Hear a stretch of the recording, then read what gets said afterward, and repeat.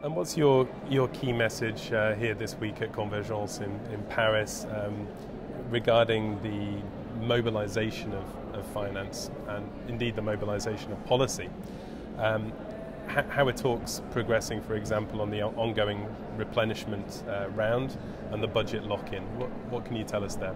Well, first of all, on the French side, the French have such a long history of development and such an important history. And what's nice about this meeting is it's a combination of external and internal conversations in France. So sharing those experiences, how can we work together? And that's critical.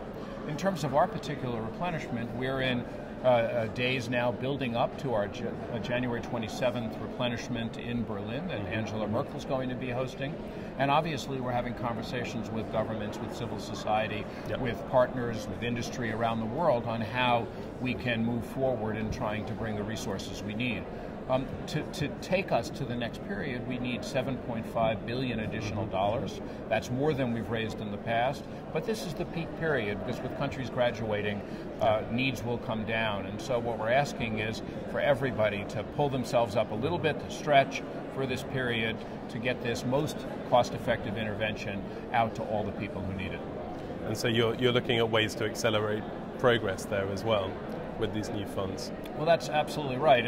And we're also looking at ways not just to use traditional finance, but to use innovative financing. And of course, the role here in France of there being the leading group of donors working on innovative financing is very important. And France is the second largest donor to, for example, our international finance facility for immunization.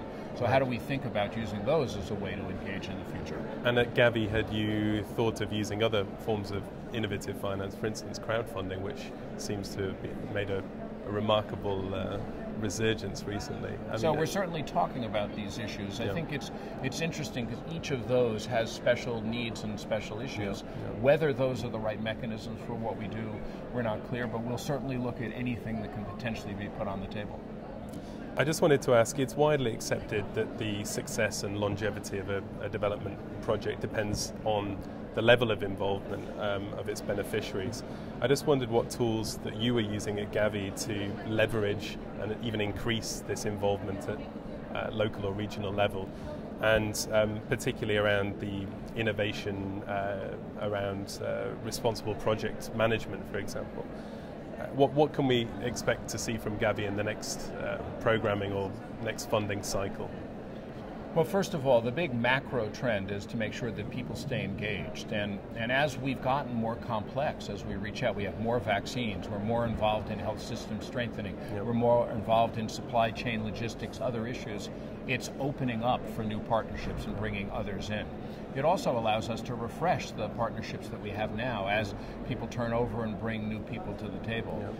For us, as we move into now this new phase, which is going to be much more focused on coverage and equity, much more focused on expanding the work we do on market shaping, much more focused on sustainability, this is going to be a great opportunity to work with our partner countries in trying to move that forward in a more aggressive fashion. And so what's your call to them, to the development community and to your partner countries as we move towards the next programming cycle? Well, what's your ask from them? Well, the first thing is that we should not have any countries, any children anywhere in the world who aren't taking advantage of these modern technologies. So then the question is, how do you make that an equity agenda such that we not only get to the easy to reach, but the harder to reach who often have greater needs? And so that's why that's going to be a prime focus to where we are. And the challenge is going to be, it's not going to be the same in every place. So how do we work with governments? For example, today, unlike 15 or 20 years ago, the biggest challenge isn't necessarily of the far-flung rural areas. It may be in the urban slums. So we need new systems, new ways of working to deal with that.